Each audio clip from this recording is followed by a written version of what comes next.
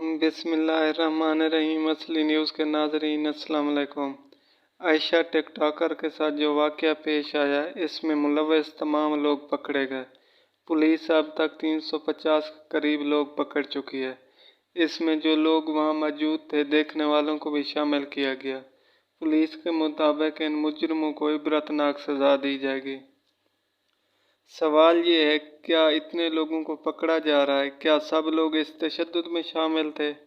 Ayesha TikToker ने कहा, 400 मर्द मुझ पर तशद्दुद करता रहा। कोई खुदा का खौफ करो, 400 कैसे एक वक्त में एक बंदी के साथ तशद्दुद कर सकता है? अल्लाह ताला ने सब बंदों को अक्ल दी। 15 से 20 मिनट में 400 बंदा कैसे तशद्दुद कर सकता है?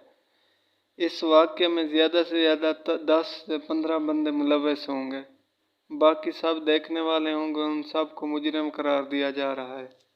मैंने अक्सर बड़े लोगों से सुना था, पाकिस्तान का कानून अंधा है, इसको जिस चीज़ के पीछे लगाया जाता है ये लग जाता है।